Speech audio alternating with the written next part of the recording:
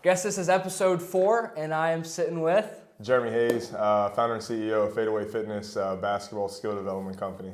Now let me ask you this. So you have Fadeaway Fitness. What all does Fadeaway Fitness do? So when I first got started, February 10th, 2017, so I'm creeping up on 8-year anniversary, moving to year 9.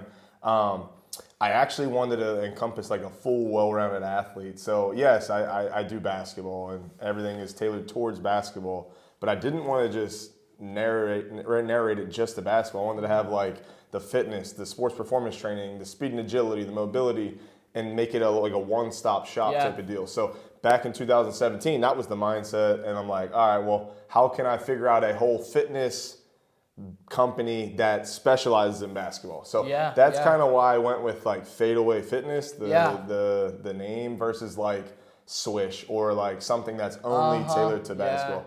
But I would say as things grew, I kind of got away from all the extra fitness stuff, and then I just do basketball. I do some plyometrics with Vertimax stuff, but like other than that, it's just basketball anymore. Yeah, so it's grown pretty rapidly. Where did this kind of... All right, it's on. I just want to make sure it's on. But so it grew kind of rapidly. Where did this start? Like, how did this come to be, though?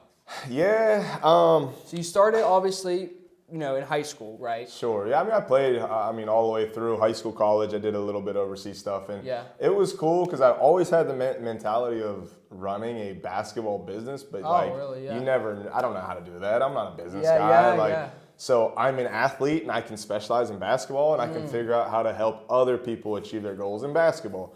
And I'm like, as things just kind of spiraled in my life, I ended up getting out of basketball, and I got into more of a business setting of actually a sports complex in Pittsburgh. And I'm like, okay, now I'm seeing sport, I guess, in a different sense of just me being on the court. So I think that was a big turning point, especially translating sport to dollars. Instead of just me playing all the time. So I got in with an AAU program, and the CEO was a really big business guy, but I was the basketball guy. So now he had the missing component for me to basically, quote unquote, start an actual business. And so do you think that a big part of this too is obviously there's business stuff that you have to learn, but you're an athlete first, so you're about the product. You're about actually helping the people first, and the business stuff is the business stuff. If you can help people, you're gonna help people. Yeah, I always try to value people, and then when I get into a situation where I'm working for them, how can I over deliver? And I just think that has 10x'd my back end much better, just because I'm not just showing up, I'm not just doing one session, I'm not just going home. I want to try to over deliver for you, because why? Then you're gonna want to stay, and then also you're gonna want to bring me back and do more business.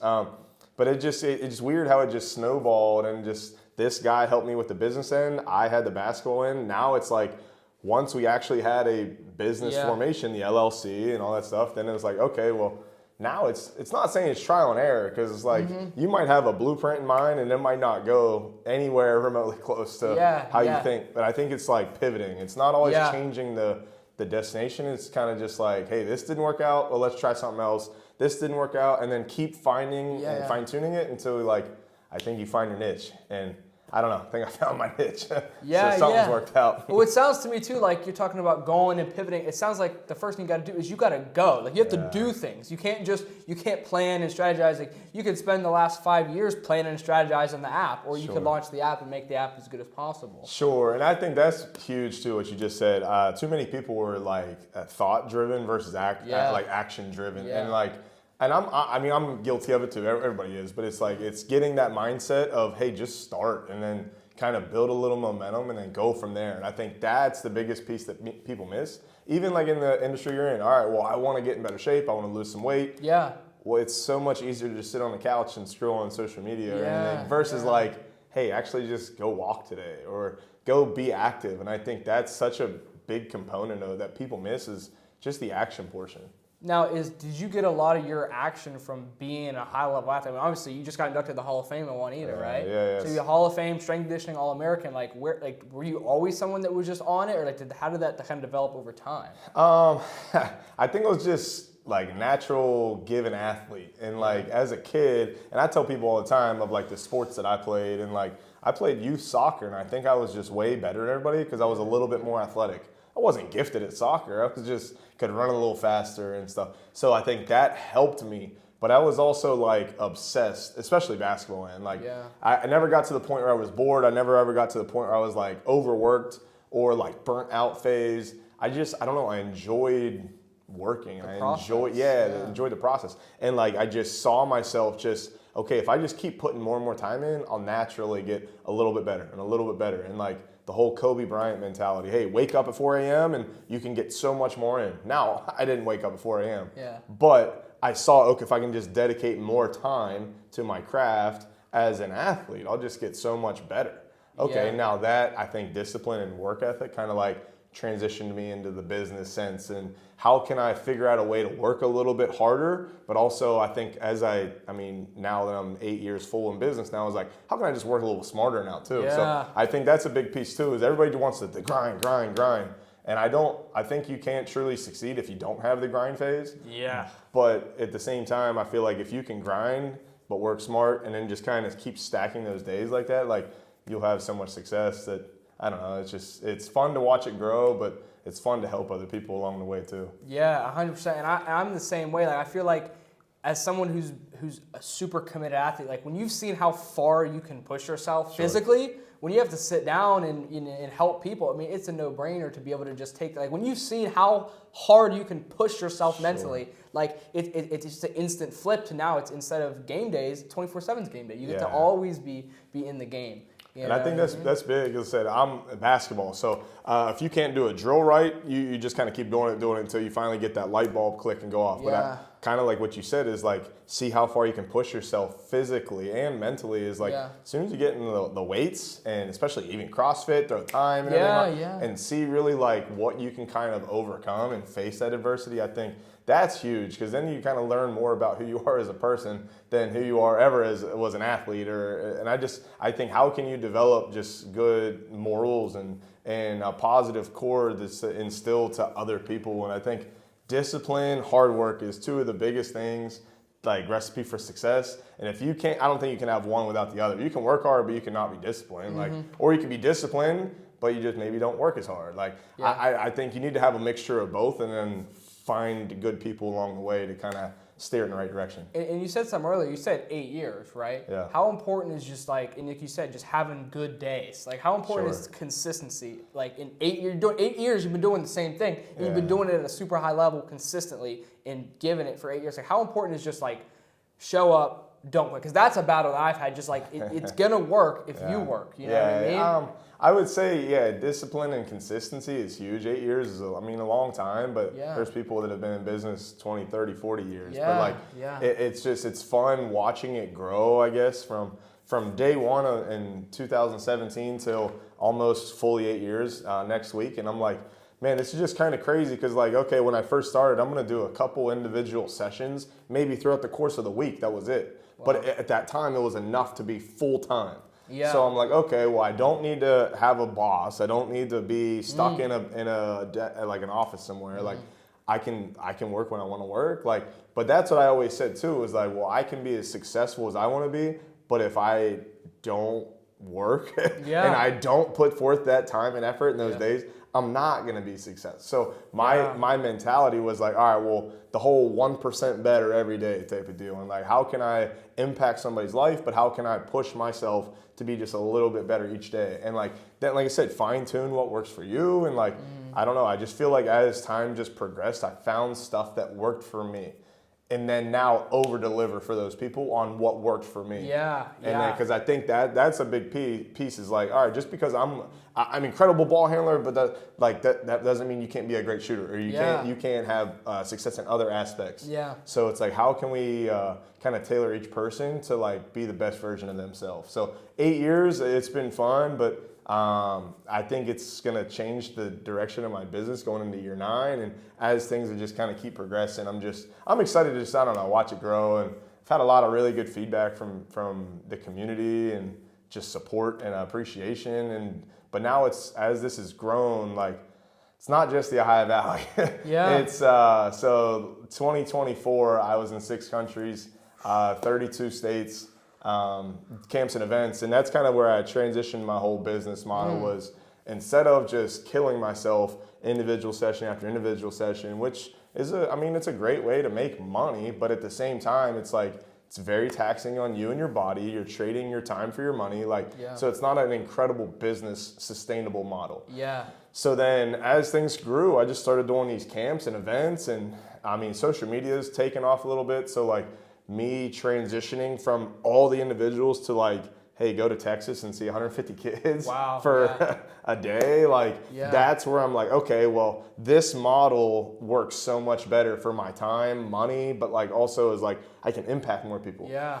But also I don't have to be stuck in one spot. Yeah. Okay, 2 days later, let's go to Honolulu, Hawaii. Okay, 4 days later, let's go to Zaragoza, Spain. And like, it's cool to see it grow because like now I'm impacting, like I said, more people than just my immediate area. Now, how big has that been, though, now that you're doing 150 kids going here, how important, like you said, was that grind phase, like just understanding the nuance of individual sessions, understanding what works, how to motivate a kid, how to keep people on track, like how to actually provide such a good service. Like how important is that, those reps? The same way in basketball. You shoot 100 times before it's 3-pointers, or you do this, or you start with the basics before you do, between the legs and all this. Like how important is just like the basics so many times impacted your ability to understand what works and not get distracted? Yeah, you got to be able to push the needle to kind of like, how can I get through a kid's certain threshold of like, okay, I'm all about the basics. Before I say this too, I'm about the basics. But at the same time, a kid doesn't need me to fly to Texas for you to like,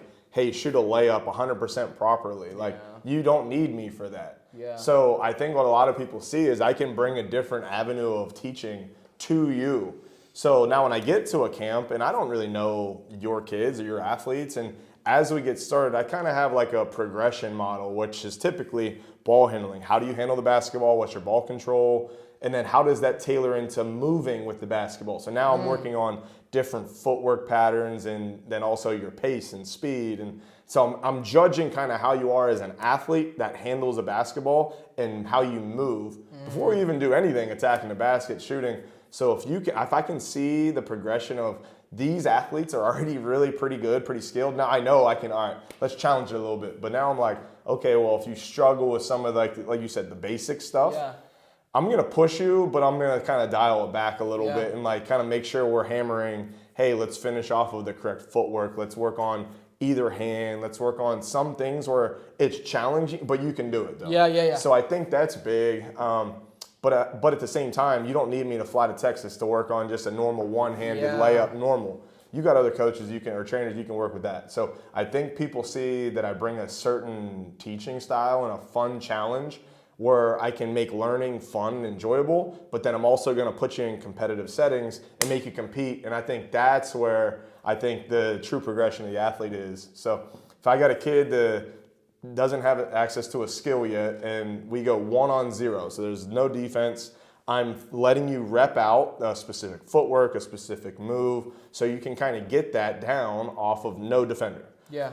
Next piece, I think on the learning scale with that is I'm going to bring in an actual defender, but I'm going to kind of like handcuff or like put the defender at a disadvantage where they can't use their hands or they can only play on one side, something like that where it's game simulation, but with an extent of a defender that's not truly live. After that, I'm like, okay, well, let's give the advantage to the defender now, but we're still playing out of that kind of that same skill, but that defender still has like a disability where they can't use their hands or something.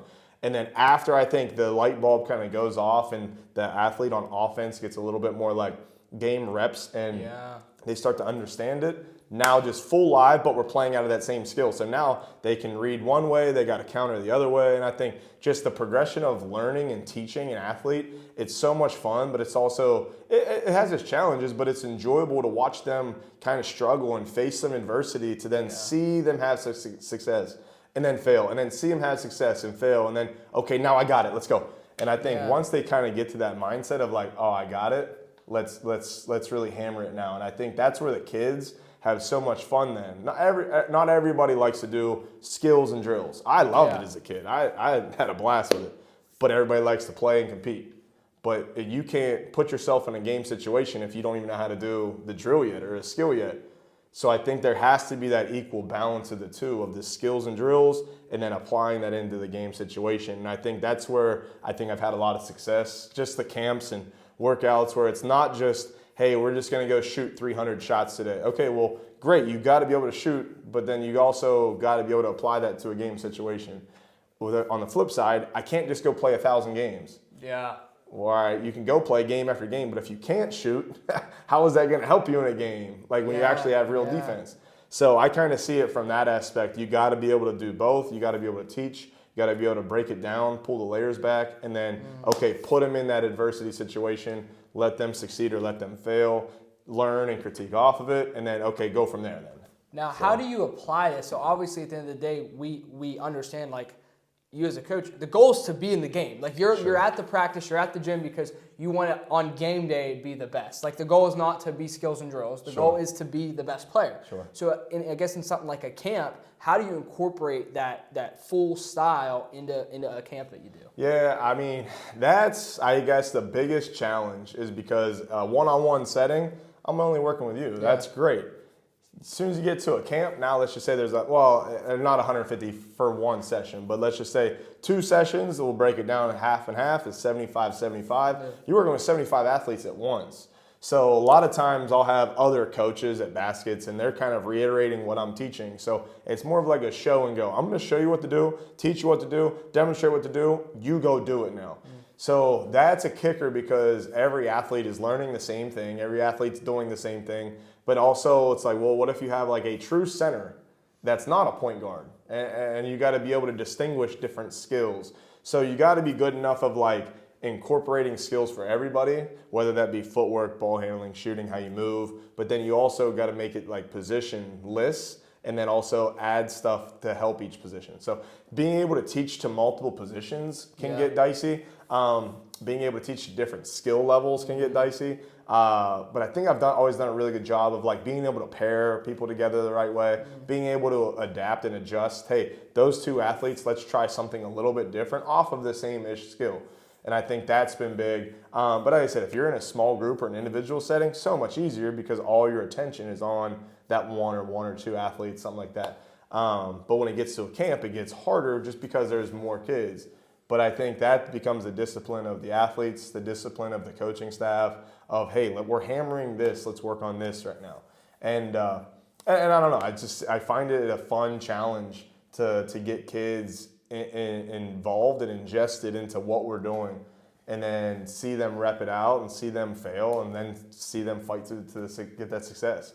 But it's just been a fun journey, kind of like we said, watching it really grow though. Yeah, and you said, like for you as an athlete, you love the process. Sure. Now, obviously, it has to be something that people enjoy. How do you take that discipline, take that reiteration? Because obviously, you want to get good at something, it's going to get boring eventually. Yeah. How do you as a coach not make it fun, but at the same time, make the athletes understand the value of that work and discipline and make them actually enjoy the process like you did, if they're not there yet? Yeah, that's tough too, because like, a coach or a parent can only motivate an athlete or a kid to a certain extent. Yeah. So then after a while, and I think I really kind of grew as a person on this. And the reason I say that, when I first started Fadeaway, it was kind of my way or no way. Like I was kind of like in the my mentality, I'm just, you better do it my way with this energy at this speed, blah, blah, blah, blah, blah. And then I'm like, man, I'm like yelling at a 10-year-old type of deal. And I'm like, what am I even really doing?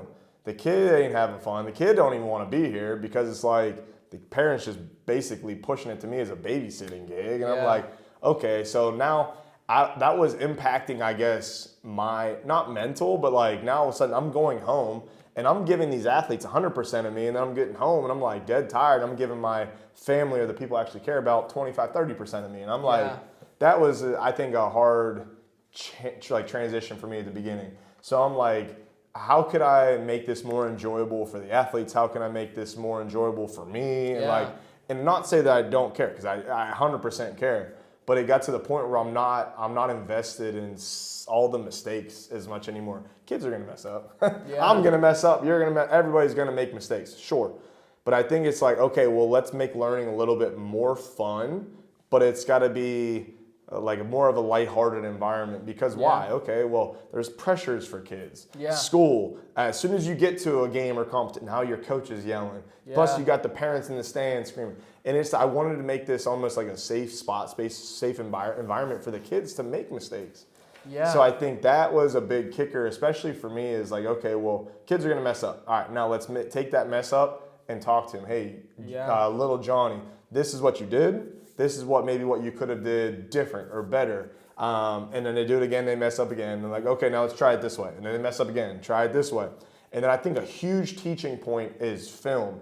So the kid will be doing the drill, making a mistake or whatever, and I won't even say a word. I'll grab my phone and just shoot the video of what they're doing. Stop. Okay, hey, check out what you did. This is exactly how you did the drill. This is where you went wrong. Yeah. Hey, real quick, shoot me doing it now. And I'll show them exactly, and we'll compare almost the two, like, hey, look, watch how I do my right foot this way, or how I turn with my body here. And now I can't lie now, because you're seeing what you're doing, you're seeing what I'm wanting you to do. Wow. And I think that's a big teaching point of like, okay, if a kid can see on the fly how they're doing a rep or a drill or something, and then how can they critique it, and then how can they fix their mistake and figure out how to work it, then I'm like, okay, now take that same thing and apply it into a game setting now. Yeah. So, and I think that's a lot of kids miss is the whole film study. Yeah, that's humongous. So, humongous. I mean, an athlete in high school and college, especially college, it's like you have film, you got like before film, you got scouting film, you got film after the game, like, and I think that is such a huge teaching point of how to watch film, how to break it down, and then how to interpret it, how to fix it type of deal. Yeah, because at the end of the day, like that's a huge thing that I remember is like, you can do skills and drills, you can hit the gym, you can hit the weights, you can do whatever it is that you need to do, but the hardest thing is the film. Like, like that, like it's boring. You played the game is fun, but you got to go and you got to look at your mistakes and understand. And then when you do go back to the field or whatever it is, the court, like you have to actually fix the stuff, and that's the hardest part. I feel like for a lot of younger guys that they want to take the pics at the court, they want to take the visit pictures, but the reality is like the biggest thing that you can do is probably watch the film and get an extra hour of sleep. Sure. I'd like to see like different statistics of kids that go from high school to college, like you said, do the visits, do all that stuff, and then they get there to school, and it's not what they were expecting, not what they were promised, quote unquote, like. And then the all the stats of how many transfers, how many I'm done playing, and then how many people stick it out. I'd like to see all those stats because it is a different game. It's like I want to see somebody fight through that adversity and like, okay, if this ain't for me, at least I'm giving it my all. Okay, now if it's really not for me, okay, I'm gonna try to step away or do what I got to do. But I'd like to see the people that stuck with it versus like you said, I'm going to post all these visits. I'm going to post my offers. And this is this. Because why? You get that instant gratification on social media, which is cool. Don't get me wrong. Like, I'm all for a kid posting an offer because I know how hard you work to get it. Yeah. But now it doesn't stop just because you got an offer. Yeah. Like, you now have to like realize, okay, I was really good. Now, basketball is different than football. You play football. So how many kids are on a football team? 120, 50, 60, 70, 80, well, college, 100. Like 100 guys. College basketball, there's 5 that play at a time. And then up to maybe, if it's D1, 15. If it's Division 2, Division 3, maybe 20. I'm like, so now every kid on your team was the best player in high school. Or the best position, whatever it is. Now you get to college and everybody is really good. Everybody was all conference. Everybody scored 1,000 points or whatever. And it's just tough to see kids kind of get to that and they're like, whoa, this is such a culture shock and I'm not used to it.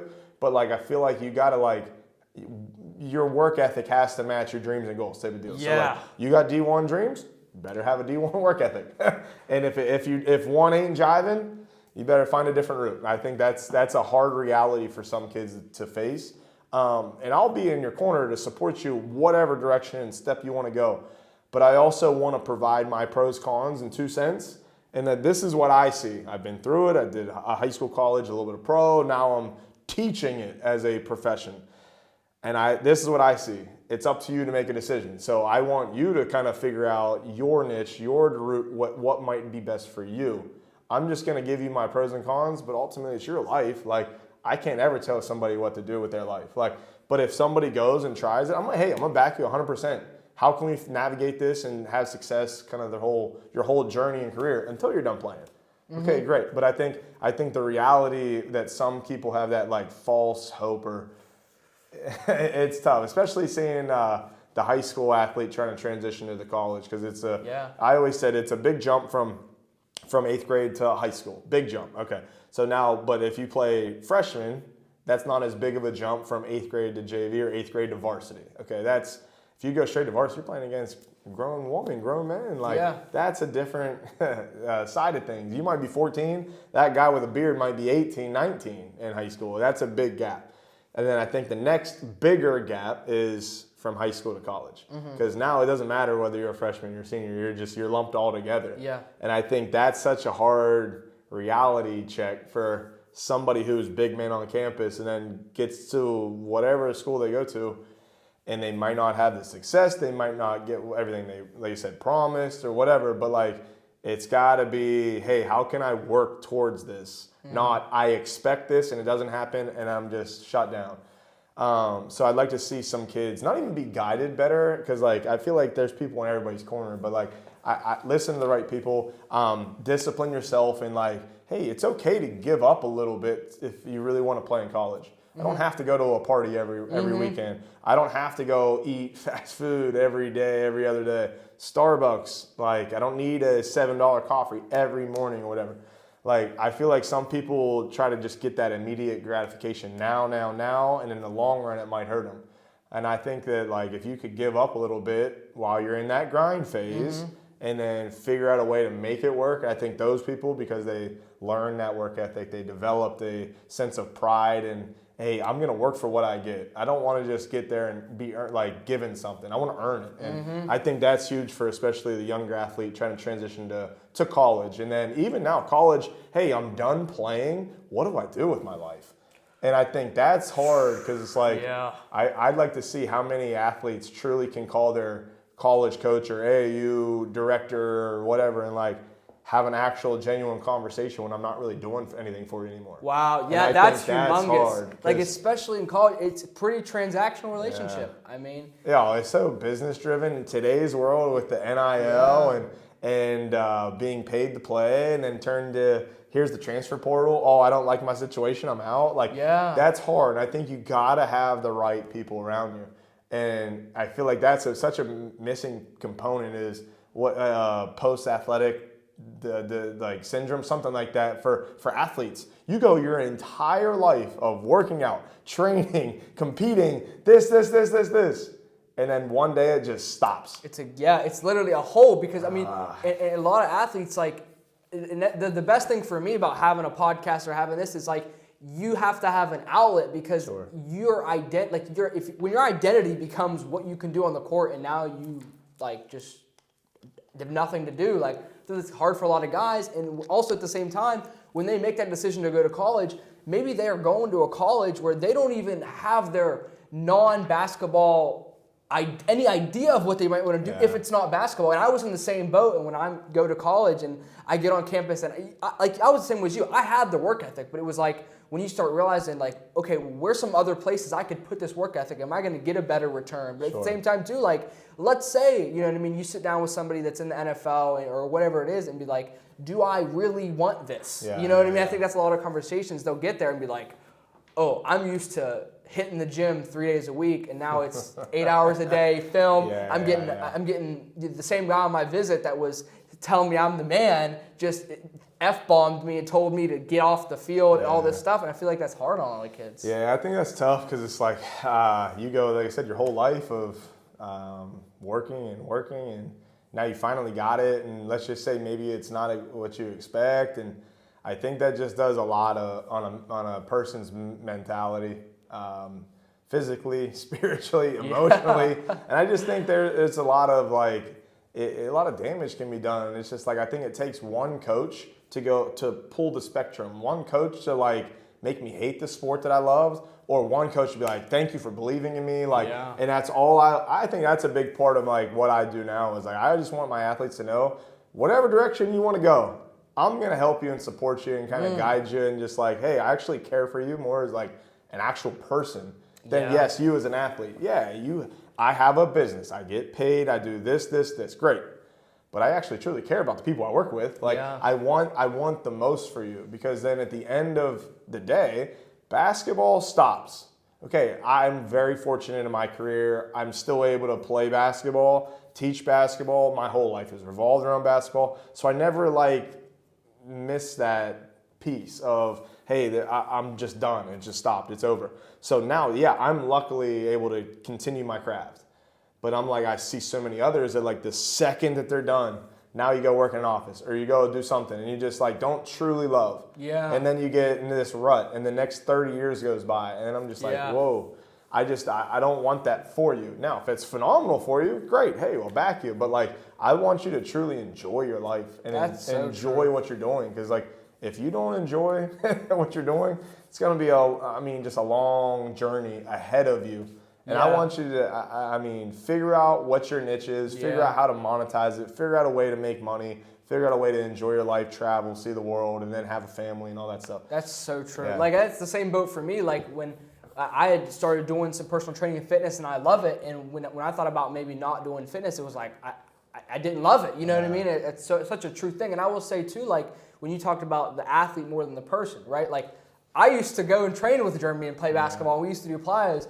Now I'm not playing sports anymore, and we're sitting here on the podcast. Like that's it's proof of it right here. You know what I mean? It's bigger than sports. It's the mindset you're building there, and it's who you're becoming to just be the best at whatever you're going to do. And then, my personal opinion, it's not hard to be a good person. Yeah. Like I think that's where a lot of people miss too. Is like I actually want people to succeed. Yeah. Like you're in fitness industry. Yeah. I'm in a fitness industry. Yeah. We don't got to compete. Yeah. Like, and I think that's a big piece too. Is like. I think who you work out with, some matters. I think like what they teach matters. But at the end of the day, like if they're gonna figure out a way to improve your life or improve like what you're learning and better yourself, like it's phenomenal. Everybody can eat, and I think fitness becomes such a driven, competitive space that like.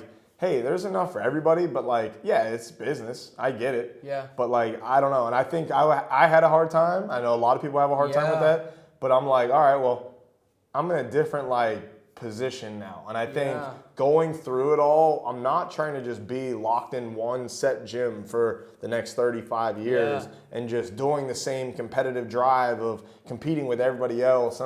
I found my niche of, hey, I work with a handful of athletes in my area and then in Pittsburgh, and that's great. I'm really seeing the development of those athletes. Then I started social media, and that really started picking up. And I'm like, okay, now I'm seeing the growth. Now I have my own app, and I'm like, okay, well, now how could I make athletes, not just in my area, but like the entire world kind of work and develop and improve? And that's been an awesome challenge. And then it's like, okay, now how can I do these camps and events? So like, I'm not in the same mental space that I was several years ago when I'm like, oh, I got to be better. I got to do this. I got to do this. I got to push a bit. And I'm like, why? I'm like, it's business. I understand that. But like at the same point, I'm like, all right, well, I'm not competing with anybody anymore. I want to get to the point where like, all right, what I'm doing in my lane, way different than what you're doing. So keep doing what you're doing. I respectfully am going to go a different direction. And like, I saw that really just take off. And I think when I just started worried about like, what I was doing and what I had going on, and like there ain't no other outside noise, just go. And like I also think my betterment of my life just got improved. And I'm just like, okay, well, because I'm only focused on how can I grow my brand. That's it. And it was just, I think that was such a big mentality shift for me. And then how can I bring on other people that like, hey, what are you doing? How can we do this together? How can we build it together? And then like, that helps me, helps you. And I think that's what's been cool about like our relationship now is like, I coached you, great. Yeah. I'm not coach athlete anymore. It's like you're a business owner, I'm a business owner. And I think that's a cool shift of like, how can we just kind of like work together on this? Yeah, and that's super important for me. It's like, it's something that I struggle with a little bit, but it's like when you get that abundance mindset and you also move to a space where it's like, I want to help as many people. There's 7 billion people on earth. Yeah. There's probably 200 million basketball players. Sure. Like, you gotta get up. You gotta get out of wherever it is. Like when you're confining yourself to a scarcity mindset, like I feel like that's huge. Yeah, I think that was a big piece once I started traveling. Yeah. And then I started like not being in my local area as much. Yeah. And then I think me getting out and seeing all the athletes I help and can improve on, but also I'm like, man, I'm seeing the world doing this. Yeah, this is awesome. Wow. Now I come back home and I'm like, makes you kind of appreciate what you're doing, who you're working with. Like, so I think that has been a big aspect and changer in my life. When you said travel, was there like a certain moment when you went out and traveled? Was there like a certain moment where you're like, wow, like there's, I can really like, when your vision is just like, wow. Yeah. I don't know about like a certain moment. I think it just is a culmination of things. I would say COVID would be a big kicker. So before COVID, I was starting to like grow like crazy in my own area. So I think that summer I had 53 camps that I was going to, and I'm just talking like, the Ohio Valley. I was going to go to one school 5 times in a summer, but it was going to be spaced out that like, it was going to be awesome. So I'm hitting basically a camp every other day. And I'm like, okay, I'm seeing the amount of athletes I can work with. I'm seeing the amount of revenue that could be generated from that. And I'm like, okay, this is about to be the craziest summer. Did the first 2 camps, it all shut down because of COVID. I'm like, here we go.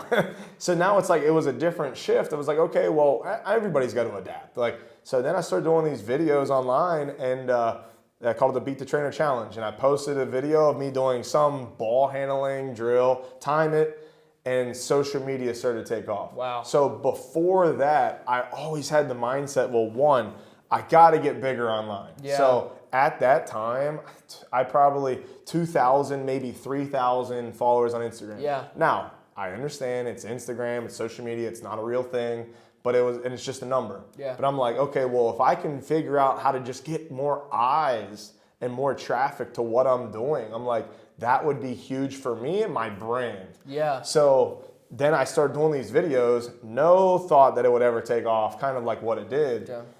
Just started doing one after the next, that's the next, day after day. And that was awesome. And I ended up reaching like 22 different countries, all 50 states. People were tagging me in videos and drills and stuff. And I'm like, that was the start of, okay, I see this potential now in a way different space than I'd ever thought of.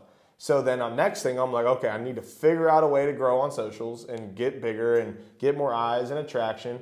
And then also I need to figure out how to make money online. And and I think I'm like, okay, well, now I started doing some Zoom workouts. Yeah. Hey, it's $5 for the class. Wow. And that was huge because it was like, all right, well, now I'm not just working with my kids in person here.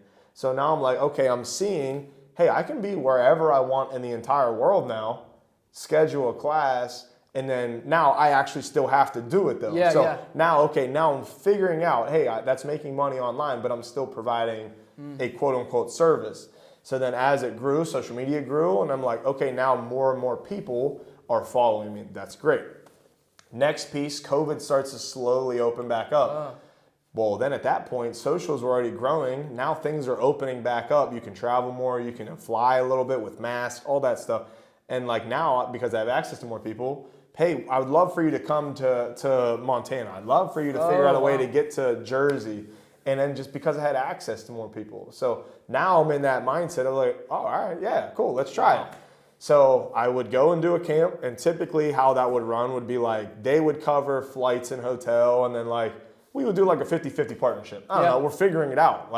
So that was awesome. I did a couple camps like that, and then I went to one in Charlotte. And then when that hit, I did camp, or it was for flights, it was for a hotel. And now I'm like expecting, okay, I'm gonna make a good amount of money. And there was like 8 kids. And I'm like, nothing wrong with me working with 8 kids at a camp, but I'm like, I could have stayed at home. Not to always make it about money, but like if we're doing 50-50, I'm not making really anything. I could have just stayed home and did this.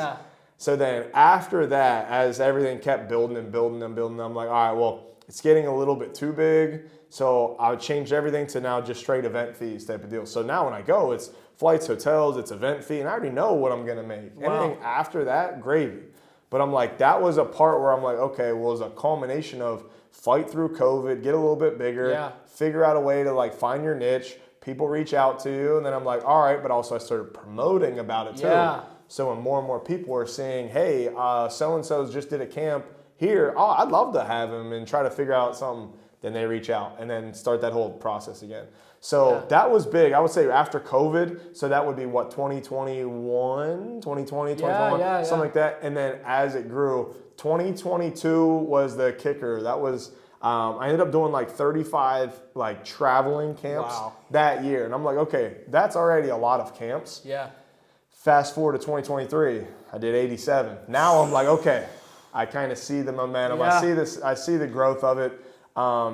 Unfortunately, I didn't beat it in 2024. I had 87 and 87. So I still a lot, but now I see the direction of more like how I want my business to flow. Yeah. And I'm like, okay, so now don't look at it from a basketball perspective. Look at it from a business perspective. From a brand. So now how it's grown year after year, now it's like 107 flights last year, which is ridiculous, but like, and there's 52 weeks in a year, so there's 107 flights in 52 weeks. So that's like 2 flights a week. Yeah, I think it equated to like 1 flight every like 3.5 days, something like that. But I think what would have been cool is like now it's not me flying to DC or me flying to Chicago. It's me flying to Honolulu, 12 hours on a plane, and then to Spain. And I'm like, some people see me popping up in all these different like areas, which is cool. People don't see me cramped up in an airplane for days and days, and I'm like, that takes a toll on your body, and just like, I don't know, it's a different space, but I'm enjoying figuring it out. And it's so big. Like what I keep hearing is like you're figuring it out. That's the thing. Most people, like, you could spend all this time making the perfect itinerary event, but it's like you went to the one with 8 kids, and then you went to and you figured it out, and then it's like I feel like a lot of people, and myself included, like you have to just do it. It's like you have to do it. A lot of people just can't do it. Yeah, sure. And I think that's huge for brand awareness, and it's also huge for like how big do you want to get? It's just like I want to get to the mindset of like, well, if I fail, I failed. I let everybody down. It's on me. But if I succeed, I was kind of the guy that did it all. So it got to the point where, like you said, you got to just jump in and do it. And but yeah, figuring out these flights and scheduling and all that stuff, and then starting the app, and I just got a lot of irons in the fire in all different directions. But I think the hardest thing that was like the most rewarding was how could I just figure out a way to not be home, not be comfortable, not be in a set gym, and then do this for a certain period of time. And last year, actually 2023, so 2 years ago now, I was gone for like 37 straight days, but I did a tour. And I was like, oh, okay, I'm flying to Montana. Then I went from there to Oregon, from there to Seattle, from there to Hawaii. Then I'm like, you got to figure out those fine details to also make it all run, make it all work. How are you doing it back with your people back home? And it's just a lot that goes into it. So business-wise, I had to make a decision now. I'm like, okay, well, I'm giving up quote unquote set money at home to then, like you said, figure it out. And you got to trial and error. Like, but I had the mentality where it was like, I already know this is gonna go well because I've did so many camps. Now I'm just stringing them all together, like a music tour. So I've always had that in mind. This would be awesome if I could just go on the road and do camp after camp after camp and figure it out. And like, now that's taxing too, but at the same time, you get to see so many places and work with so many kids. So then I'm like, okay, well, what do you want your business to do or be like? And I'm like, okay, well, I don't do the membership model, and I think that would be huge because it's like basically guaranteed money each month. I already know how much money I'm going to make. Even numbers. If I charge somebody $50 for the month, okay, $50 and I got, 50 kids in there, that's a lot of money.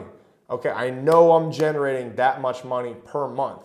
But when I'm not doing that and I'm out traveling, you better figure it out and make sure you know what's going on, because if not, you're giving up this, and if this doesn't go well, now you're really kind of like struggling. You can't serve two masters. Sure. Yeah. So I think if I could ever change something, I would have a set facility here, and then I would bring somebody on. I would make it like a full academy. I'm here when I'm here, but when I'm not here, it's still running. That membership model is kicking in. Now all of a sudden, I'm also traveling. Now I'm also doing the app. Now I'm also doing the Zooms and the socials, and I'm like, I think that's the one piece that I'm missing is the set business of where I'm living.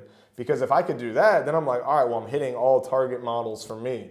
But because it's just me and my travel schedule's nuts, I can't provide as much value for the academy thing. Yeah. So pros and cons to what you want to do. And I thought I saw like the light go off with these camps and everything, and I think something's panned out. So I'm like just hammering that now, and the app and the socials, and it's just, I don't know, I got a lot going on, but at the same time, it's like, it's a fun challenge. Yeah. And like I said, if I can figure out a way to navigate my day and make sure I'm checking all my boxes, then I'm cool with it. Now, how do you structure that? Is like, obviously you're a busy person. Like, is there a certain, like, how do you stay on top of things? How is it important to you to just like be on top of it? Not like I answer that email, I answer that text. Like, how important is that to you? Like, just like be on top of things. How do you do that every day? It's hard.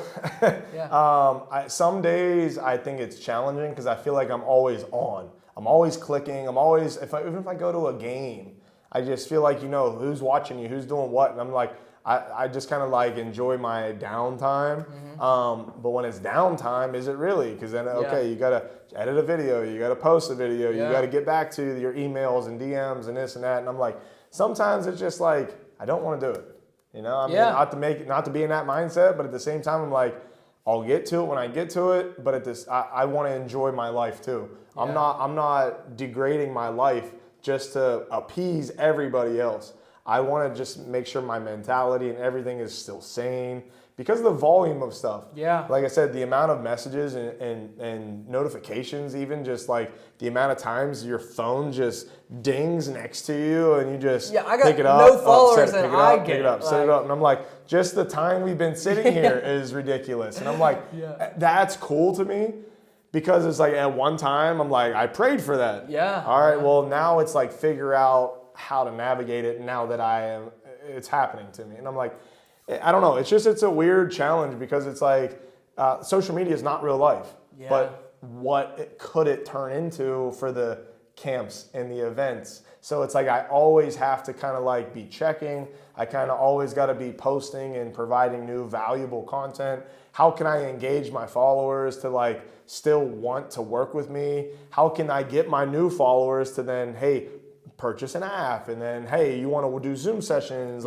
So that's, I think, the next challenge is like, okay, have hundreds of thousands of followers, which is awesome. How could I take hundreds of thousands of followers and translate that to dollars? And I think that's where you're always constantly not reinventing the wheel, but like you got to find something that works. But then, hey, everybody is trying to do an app now. Everybody's trying to do social media. Everybody's trying to do YouTube. And like, it's great. It's all getting saturated. So like, you got to just, how can I do something a little bit different to keep these people coming back and then get new clients? Like, so the social media aspect gets to be, I think, very challenging. Even at night, I'm like just mindlessly scrolling and it's just like, there's always something going on. But I think, just navigating the growth of it all. And I don't know, I've always felt like I've never been too big to go talk to somebody or too big to answer a question but it's just some days it gets to be a lot. So I'm like, okay, well, I want to make sure I enjoy my life and enjoy the people around me because of what happened a long time ago. It was like I was giving all of my clientele all of me, but then I'm like, I'm not providing the same energy for my family. And then I'm like, how can I generate, like, I want to provide 100% for my family and like the people that truly care about me versus just like they are waiting for me to post a video. And I think those people don't even know me. These people will do anything for me. And I'm like, so it's got to be a healthy mix of the two. And it's just, I don't know, it's just fun, fun figuring it out. It's like it's plug and play. Because at the end of the day, like you got to understand, like, you know, that's the nature of business. You can serve yourself by serving others, and it's that push pull of like there's reciprocity. You have to provide value and do that, but you also at the end of the day, like, you didn't get into business to just, it's not charity, you know what I mean? Yeah, sure. I think that, like you just said, that's sometimes it's a funny comment. And like people will hit me up, DM, like, hey, I'd love to work with you, or hey, I'd like to get your app, something like that. And it's just typically kids then. So, okay, if athletes are mostly the ones that follow you, and like, so then, hey, I'd love to work doing individual with you, blah, blah, blah. And then like, what's the cost? And I'm like, typically I don't like to answer that question with a kid. I'd like to, hey, have your parent email me or have your parent send me a DM, something like that, where I'm not dealing with the athlete. I want to deal with the parent, the people that actually going to make the decisions. But if I answer your question and then they get upset because it costs X amount of dollars, I'm like, I don't say this, but I'm like, in my mind, I'm like, your parents don't go to work for free. Yeah. They don't show up all day, every day, and like expect, oh no, just keep my paycheck. All that. Like, so this is my livelihood. This is how I make money. This is how I provide for, me, because it's just, I don't have a quote unquote a girlfriend, kids, a true family. Like, so I'll take my mom, dad, my brothers, sisters, like on trips, and I provide for them as well. But like for me, right, this is how I make money. Yeah. So when people would just kind of like get upset at you because you charge. Yeah. All right, well, if you don't want to pay, go follow social media then. And I'm like, I'm not trying to like belittle anybody, nothing like that. But at the same time, I'm like, I'm in this space to help, but also I have to provide to make money. Yeah. So it's a weird like push and pull system. But yeah, it's just sometimes it gets funny when like kids get upset and it's just because I'm charging for whatever. Yeah. Okay, well that's my business. You can't go to Honolulu if like at the end of the day you can't go and provide this value. Like if you just did everything for free, you couldn't go fly to Honolulu. You couldn't help. And at the end of the day, like it's understanding that it's like you're helping people, but it's a two-way street, and you gotta just understand it. Like it is a business, but at the end of the day, like it's about helping people, but you have to understand. Like people have to understand it's not a charity. You know what I mean? Yeah. There's got to be pros and cons. There's stuff I've done. I don't know how many free camps year I've after been to year. them, Year after year, and I'm like, okay, I'm giving up a whole day, which is great for the community, for everything. And I'm not making a dime unless you want to go buy merchandise, something like that. Great. But like, I bring in 200, 300, 400 kids in the gym sometimes, and everything is completely free. And I'm like, I'm doing this for you, and they're expecting X amount of everything on their end too. And I'm like, well, this is just sometimes it's not an equal give and take. And like, so if I'm gonna provide you with an opportunity, not saying just be grateful, because I want everybody to be grateful, but like. This is also, how I make a livelihood too. So I like it to be upfront and honest with people. I don't want to ever lead anybody on and be like, hey, come get in the gym, do this. Oh, then at the last second, boom, here you go, here's your bill. And I'm like, So that's why I would rather deal with the parents and stuff up front, because those are the people that are going to make the decisions anyways. A 10, 11, 12, 13-year-old isn't going to tell their parents, hey, we're going to go do this, and then you got to pay for it. I'll go deal with the parents. And I'd rather deal with the parents because it's like also in today's day and age, it's like I want to talk with an adult. And do that with an adult and go the correct business way of how to do everything. And I'm like, because of just how people take things out of context and I'd rather stay straight and narrow, deal with the parents, and just let them make final decisions. Yeah, and you said that word as that honesty word. You're not trying to dupe anybody. You're not trying to do anything. This is what I do. This is my price, and I'm a big premium brand, and I help people, and I'm good at what I do. Sure. You're getting game tape. You're getting film. I mean, I'm the best at this, and this is it. And I'm going to do it honest, and it's going to be an exchange, and I'm going to provide you with the best possible service. Sure. And I think that's big. Is like, okay, as things have grown, I've saw my marketability kind of just keep going and keep going. And I'm like, I'm not ever going to say I'm the best. I'm number one.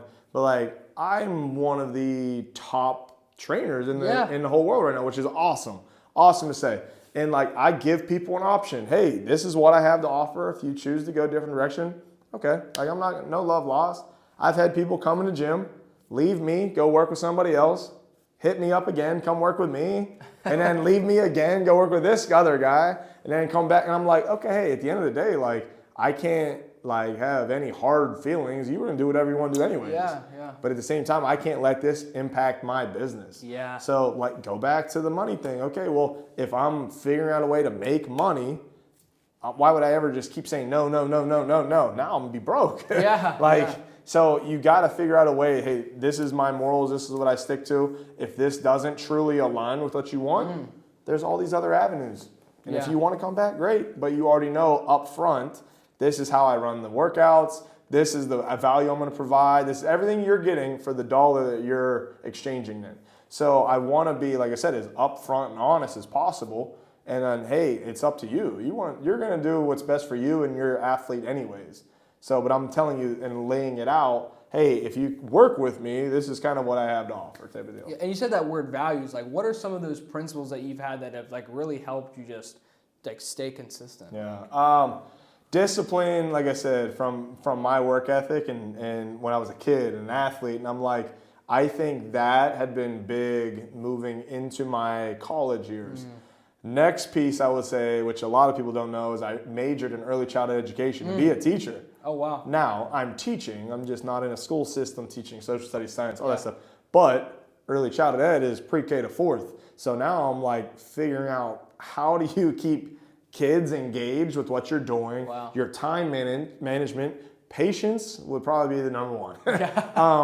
I think that stuff that I learned in college, like even though, yes, it's not in a school classroom setting, I'm just applying to what I'm really good at now. So I'm like, okay, well, if I'm already really good at basketball, if I'm skilled, if I can teach, if I can communicate well, now all of a sudden if I bring those core values of being patient, having my discipline, time management, and being organized and structured. And then I'm not like, I hate standing around waiting. I'm like, okay, I wanna, once we go at whatever time it starts, I want to keep it flowing until all right, here's your drink break, keep it going, here's the end. And I want you to, I want to provide as much time when you're with me that I can. Because then if I say, hey, go do this drill, and then I'm over here against the wall talking to a parent, I'm not watching this kid.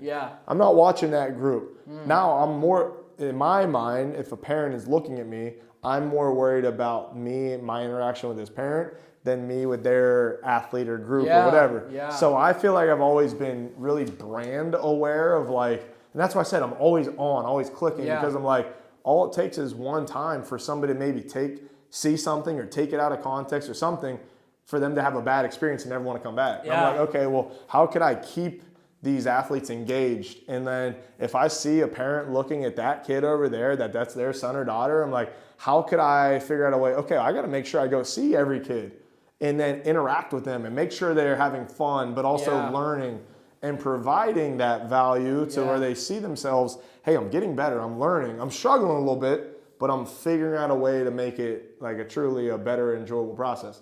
And I'm like, I think if you do that day after day, I think something is just going to naturally stick.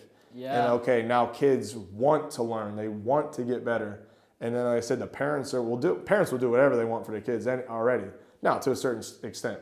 But like parents want to see their kids and have fun. Parents want to see their kids get better. And I think that's what's awesome, because now I'm not just tailoring to me and the athlete, tailoring to the parent.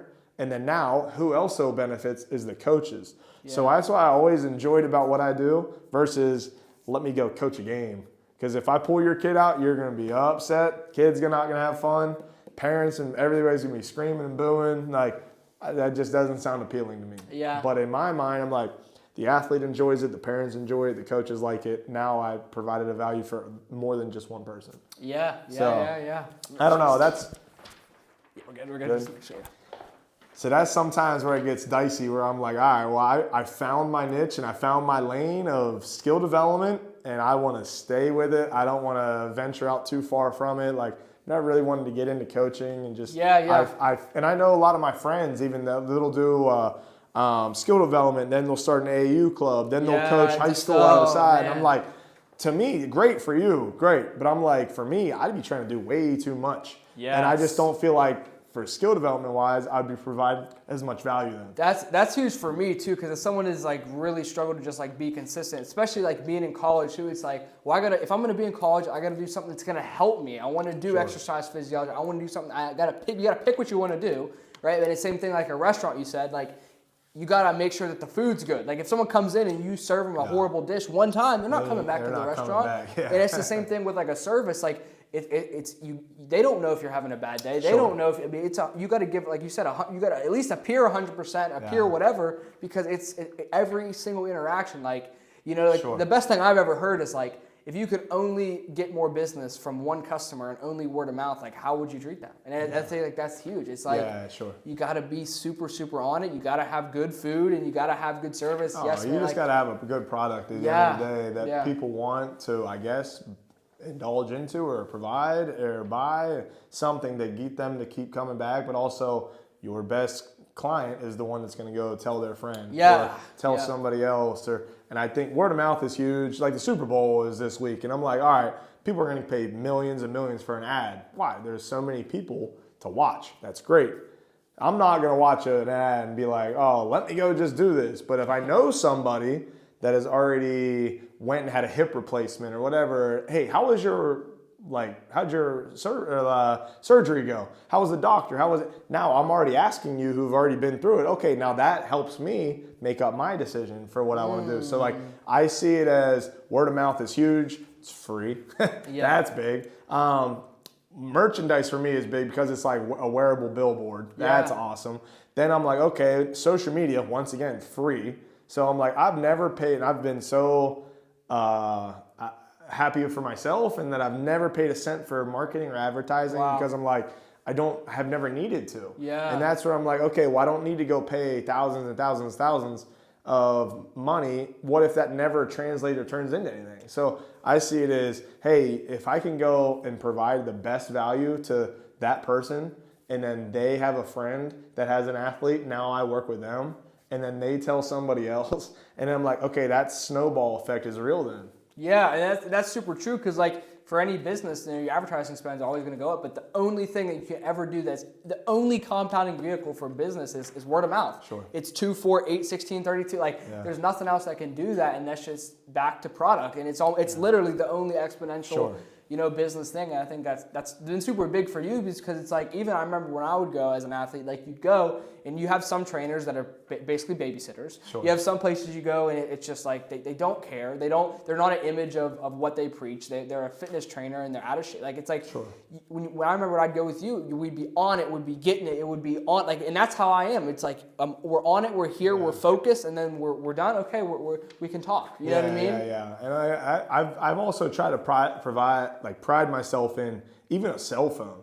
So like if a parent walks out and let's just say, even if I'm looking at the time or whatever, this shows I'm showing more importance to a phone than I am the athlete. So like, do I look at my phone? Yeah, maybe in a water break or something after. Or if it's truly an emergency, okay, I know. But at the same time, I'm like, I want to provide as much value to that athlete that like, what's more important, me checking Instagram or like me working with that kid? So like, that's where I see that. And I'm like, okay, well, that little piece is huge. So then you said, I want to be indulged into the work. I can't tell you, hey, go do something if I can't really do it. Yeah, wow. So a lot of people have asked me why I don't do tennis ball, like dribbling drills and stuff. Because that's really big for like hand-eye coordination, the access of both hands, all that stuff. And I'm like, the reason I've told people straight up, the reason I don't teach it because I'm not phenomenal at it.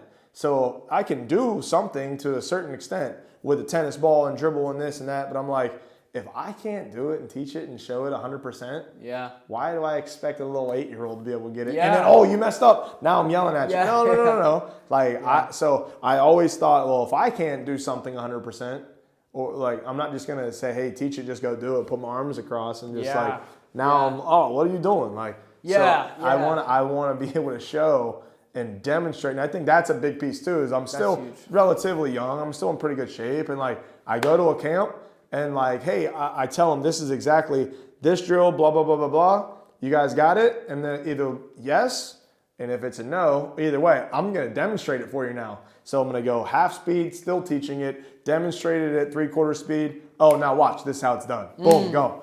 And I think that's huge because everybody's a different learner. Yeah. I could tell you something fitness-wise, and you'll be able to get it. Why? You know fitness. Yeah. Okay, great. Not everybody has your knowledge and skill set. Okay, well, now what if I tell you one thing and you just zone out? And then like, okay, well, now just show me. So that's how some of my athletes are. They're like, I could just tell them what to do. Your brother included is incredible, skill-oriented, all this stuff. Preston will know exactly what to do. Yeah. If I tell another kid, they're just, can you just show me? And I'm like, I understand. So you got to be able to teach both. And if I can't expect it to be done one way, if I can't even really do it. So that's why I've always prided myself in like, all right, practice what you preach type of deal. And like, so I don't know. I've always never been too big to ever demonstrate something or help somebody or something. And I just think that, hey, how can I help you type of deal? How can I serve you to figure out your purpose in the game of basketball type of deal? That's humongous for me, like you said, like never too big. And I always see like even like people that'll be like they don't even have a great business, they don't even actually provide a good service, but they feel like they're too big to even sweep the floor or whatever it is on the team, or if it's on business, or if you're the star player, like you think you're too big to just do what you need to do. I feel like that's huge from basketball, from sports, from anything in life. It's like you gotta just you got to be the person like that, like you want to be, you know? Yeah, I said at the end of the day, if you're working as a team, like you're all one unit. Yeah. Like just because you did your part doesn't mean there's other parts that are lacking. Yeah. You got to figure out a way to like,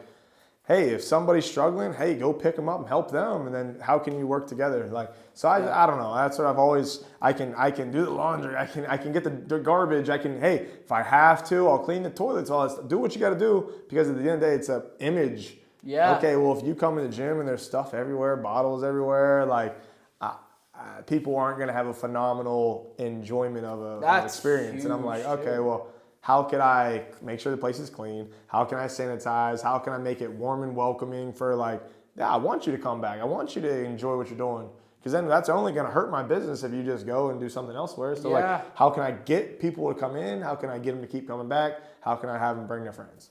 Yeah, and I think that's super huge. Is like just the little thing. It's a bunch. It doesn't sound like it's the hack, the secret trick. It's just a bunch of little things. Yeah. You clean, you text, you're not on your phone. You show them the film. You get back to the emails. You post. It's just a bunch of little golden BBs. It's not a cannon. It's not the secret hack. It sounds like it's doing it. It's when you're in basketball. It's there's no secret magic technique. It's like you just shot 1,000 times. You know what I mean? Sure. Yeah, you gotta have the repetition, and that's day after day, and that's too many kids. They get to the phase of, I went to practice. Yeah, every kid in the world goes to practice. Yeah. What are you doing extra? So that's where I'm like, all right, well, I see the mindset of like, how good do you really want to be? Like, hey, I love my job. I love my profession. You don't really need me. You can go out of the park. You can shoot. You can do this every day. And you'll end up being pretty good then. Yeah, the kids that want it. Yeah, right? Sure. I think I can just help expedite that learning curve. Yeah. And I can see where you're maybe making a mistake or a flaw, and I can help you with that. You don't need me though. So, okay, if you really truly want to get better at dribbling, what do you got to do? No secret sauce. You got to go practice dribbling. Yeah. Okay, there's a million drills on Instagram, TikTok, YouTube. Okay, you want to buy $30 a month for an app? Great, go do it. Here's all these drills on there, but I'm not the one making you do it. You got to go do it. So I think sometimes it gets to the point where like, okay, people that really want to get good, like you put that little extra work in. And it's just, like you said, no secret sauce. It's hard work, and nothing's ever going to be given to you. Yeah. The best athletes in the world, they all had to work their way up. Steph Curry was never phenomenal in high school, and then he worked his way, and then he got pretty good to get a Division I scholarship to Davidson. If you were to think Davidson is a top premier school, okay, I would think, Kentucky, Duke, North Carolina, that's a premier school. He went to Davidson and balled out, but he was working his way to get it.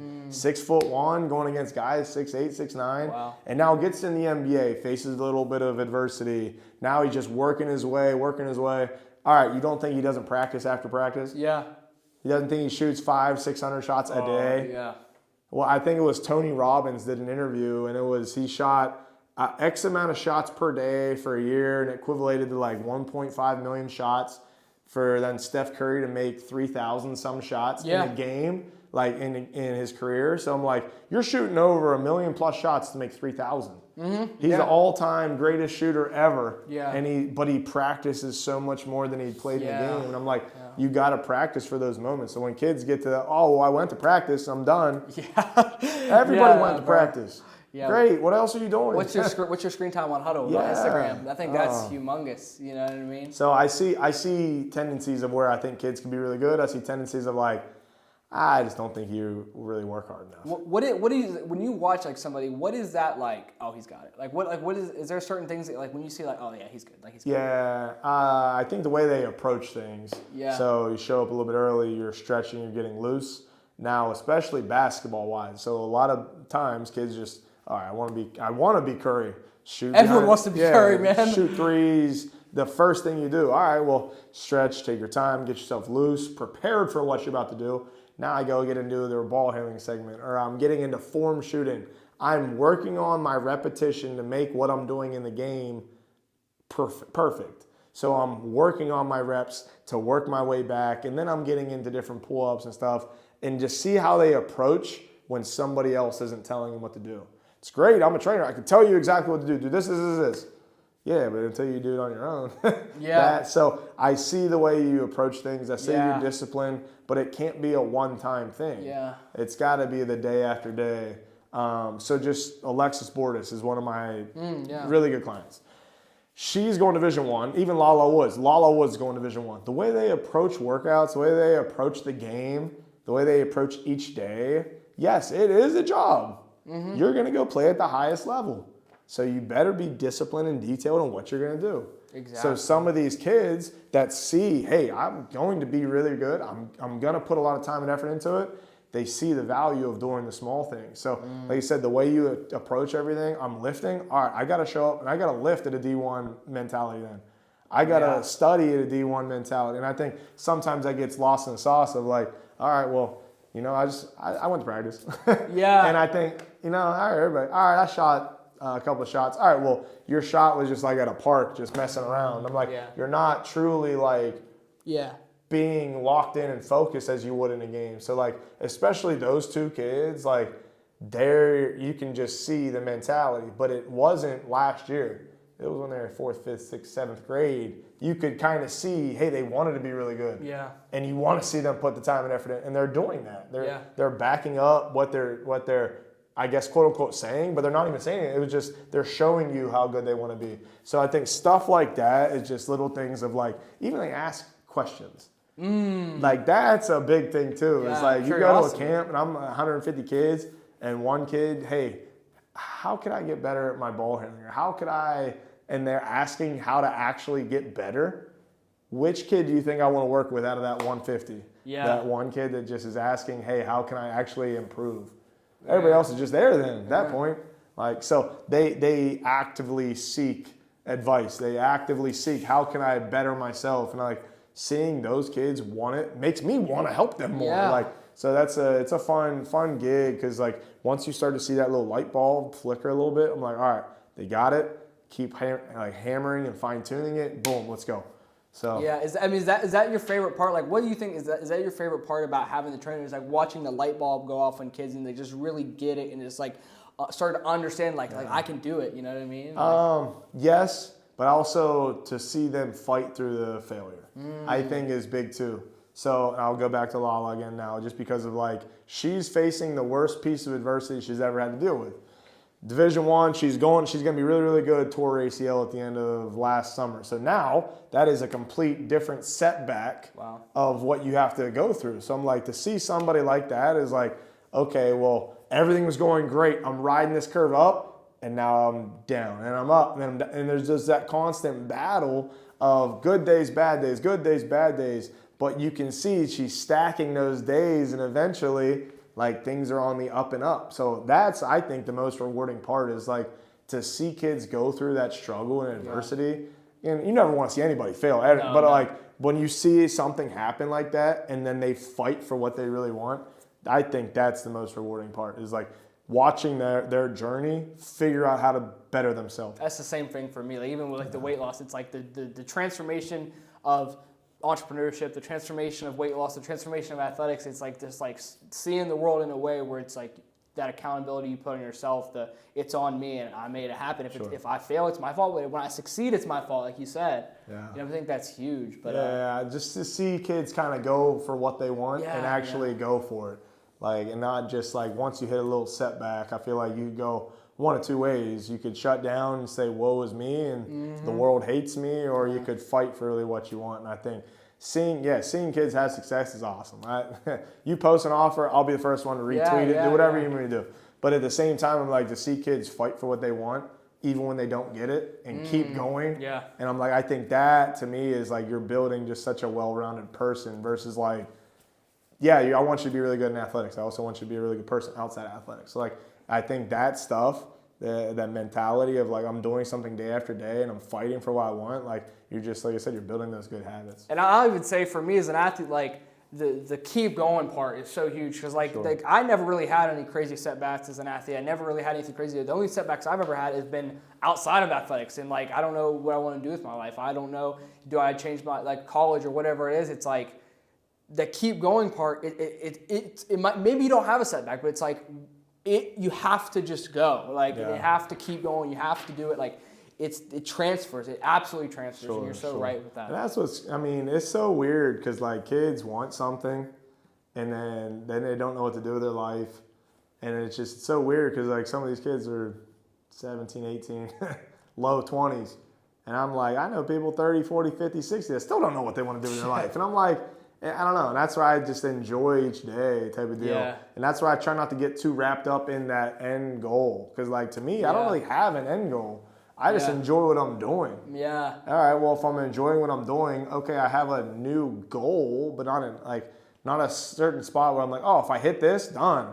Like, all right, then what? Yeah. So I feel like you should just have those little daily checkpoints of like, how could I just kind of like keep working towards something, and then once I'm getting there, okay, now let's do something else, and like keep building. And like I feel like the second you get complacent and you're just kind of there, and I don't know. It's not as enjoyable than like, oh, I got to get up and grind a little bit today. Yeah. Now I'm gonna be smart about it, but I'm gonna figure out how to make this happen. Like I think for kids, it's like, yo, you're gonna fail. You're gonna drop out of college. Stuff happens.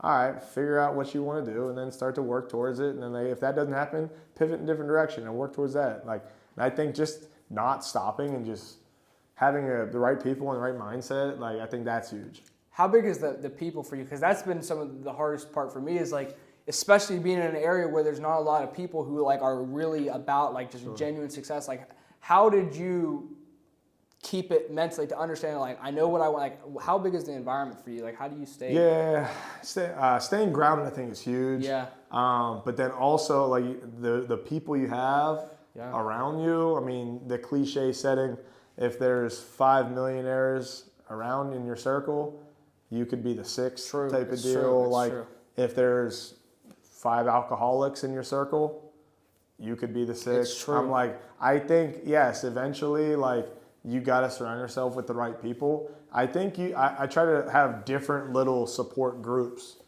My family is my group that I can go to, and the world is great. The world sucks. Like I can just be as honest and real with them because they love me and accept me for who I am. I'm like.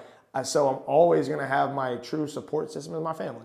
All right, but then I have other people who I have 5, 6, 7 people that are making way too much money. Yeah. And I'm like, okay, well, how could I figure out a way to like, just because I'm not in your niche, maybe I could find something that works in mine. You can learn something. Yeah, so like having those type of people, but also they're going to keep you honest and real with like, hey, if you really want to like say what you want, you got to devote yourself to doing it though. Yeah. Then I have my own sports group. I got the people in the basketball training space that like, we're not truly competing, but like, hey, we're all trying to build and help and grow together. So I'm like, I find that niche and I'm like, okay, well, those people, like there's millions of people that reach out to you, but I'm like, funny how I keep coming back to these 4, 5, like, so then I think when I started seeing that, and then also like, who just calls you? Who checks on you? So there's times and I'm like, I go through that like mental thing and I'm like, I've just been gone for the last 2 weeks and I haven't had a single text from anybody like back home or anything like that. And I'm like, man, that's hard because I'm like, I'm trying to do everything I can for you. But then it just gets to the point where I'm like, yo, I'm a person too. Like, if we're really that close, you know? So I feel like you said, finding the right people around you is big. But they got to keep you honest, keep you real. You got to hold them accountable. And like, so it's finding the right people. And like, you got to, I'm going to try one air with that. Like, I'm going to trust you until the vibe feels different. Now I don't know. I vibe with who I vibe with. And, you know, that's just how it is. Who's been the coolest person that you've been able to interact with as a result of the business? Like, there's been some cool guys. Like probably just the 2 top ones off the top. Shane Hennon, his name is Hennon Workouts on all social media. Okay, kills it. I don't know, 1 million+ followers, all that stuff. But like me and him, just were in the same space at the same time, same age, different parts of the country. Yeah. But then when COVID hit, that's when we started to like. Because we were the only 2-ish that were like posting content then, especially on Twitter and like, or X, whatever you want to call it. Yeah. So then we got on a call, then we're like, man, we were pretty similar, pretty alike. Yeah. So I would say Shane Hennon, and we talk every day, every other day. Wow. So he's, once again, still crushing social media. He does camps, does his in-person stuff. So like we were literally the same person-ish on just different parts of the country. Nice. Bjorn Broman's another one I talk to a lot. Okay. He's got way too many followers too. Bjorn Broman, what's he do? He is a basketball influencer. Okay. But then he also trains and does. Oh, wow. So, but he does a lot more social media wise. So actually, me and him are going to All-Star Weekend next week, sick. San Let's Francisco. go. So I do different projects with them. Yeah. But then I got just so many other friends that just like I talk to, call all the time. We're doing stuff together. CJ Martinez, Justin Cooper, Chris Morales, Jordan Paris. Like I could literally just keep naming people who like I just click and vibe with. Wow. But like at the same time, it's like you always revert back to your like niche of your group. And I'm like, I don't know. It's just been cool to like watch like your circle come together. Yeah. And I think that's, and then also sometimes like, damn, I thought I was closer with so-and-so. And it just isn't always as it seems. Yeah. And so I don't know. It's just, I try to just be as real and genuine and enjoy what I'm doing. And the people that you click with, you naturally gravitate towards. That's life though. Yeah. You go to high school, you're friends with all these people in high school. The second you go to college, you don't really talk to them anymore. So it's just, it's life. I get it. But like, there'll be a day, like typically once a month, I'll just go through my phone and just, hey, checking in, how's everything going? And I'm literally going to copy and paste. If I'm giving my secret sauce away, I don't care. But like, I want people to know I actually genuinely want to see how they're doing. Yeah. And then now we can have a conversation, everything off of that. But like, you know, it's not hard to check in on people. It's not hard to be a good person. Like, I don't know. But finding the right people is huge. That's humongous. And it sounds like to me too, like you got to understand like what are the areas of your life you want to improve in? Is it fitness? Is it business? Is it this? You find some people in those different areas, take what you need, like understand, maybe give some stuff back and just like don't be an asshole. Like just like be somebody who can just learn, don't have an ego, don't think it's scarcity mindset, and just like you can learn from everybody can win, everybody can eat, and like you just want to be the best for everybody, you know, 100%. Yeah, it's not hard. It's just finding the right people, and you gravitate to who you gravitate to, and how can you build stuff together, and then how can you impact people along the way. And I think that's been the biggest part of learning all of this, and just now how can I take all of that and then scale it next year? Yeah, and then scale it next year. What would you tell, like, obviously been 8 years now, going on 9, right? What would you tell day one Jeremy Hayes if you could give him a piece of advice? Keep going. Be a little smarter with your time. Yeah. Because, like, my time, I was always disciplined. I was always locked in. But I was always like, I'm going to go work 15 hours, 17 hours today versus, hey, let's figure out a way to minimize that a little bit and enjoy your life, too. Because, like, there was a couple years I was giving up day after day and party, like family functions and stuff. I'm like, oh, I got to go to run a camp. Oh, I got to go do all these sessions. There was always something. So I'm just like, enjoy the process, but don't get caught up in the highs and lows as much. Yeah. So sometimes I wish I didn't work as much, which is a good problem to have though. So I would say just kind of keep doing what you're doing. And I think you'd be really proud of where you ultimately end up, and be a good person. And I think just value your friendships and relationships. And I don't know, it's something small like that, because it's like you don't ever want to get wrapped up and like see how far you've come, because but I want to see myself even keep going. So it's just enjoy the day, be where your feet are at, I think is my biggest thing anymore. I'm in Wheeling, West Virginia, having a podcast with you. I'm not on my phone. I'm not with anybody else. I'm doing this, and that's what I want to do. So then later, okay, I'll be in the gym, and I want to enjoy where my feet are at that moment. And I think that's a big kicking point for everybody, is like, okay, just because you're going through something doesn't mean there's not light at the end of the tunnel. Like, go, whatever you're going through, figure it out right then and there. And just kind of keep chugging. Don't ever just like shut down. So be where your feet are at, enjoy the people you're with, and a good company. I love it. What's the best piece of advice that you've received around your journey that's like changed? Is there a piece or maybe a mentor that's helped you the most? Yeah, I mean, I got a lot of mentors, but it's just like people that want to see you win somehow are always in your corner too. And I'm like, those are the people just, okay, how can I just talk to you? How can I help you? Hey, I know you're fitness, I'm fitness, but like, how can we go get a drink? How can we go get a beer or something together? And I'm like, man, I think being around the right people is awesome. Don't get too wrapped up with the highs. Everything is going great because you know at some point them tables are gonna turn. Yeah. So it's gonna go up, but then also they're gonna come back down. Then they're gonna go up, and it's never that gradual build. Stuff's gonna go right, stuff's gonna go wrong, and it's just kind of keep plugging, keep chugging, and I think good things will happen if you have the right people around you, if you have the right mindset, and you're disciplined and consistent. So never just one piece of advice, but be smart with your money, impact people, and be a good person. Those are 3 very simple, easy tools to build a life, I guess. Hell yeah! Where can we find you at? You can find me throughout the whole world, dribbling a basketball. But follow my journey at Fadeaway Fit on anything, Instagram, TikTok, if TikTok is not banned. Yeah, man. I can't even download it, I don't think, but we'll find it. TikTok, Instagram, Twitter, YouTube, all that stuff. But Instagram's probably the biggest and easiest place because I kind of revolve most of my business around that. Fadeawayfit.com, email me. Okay.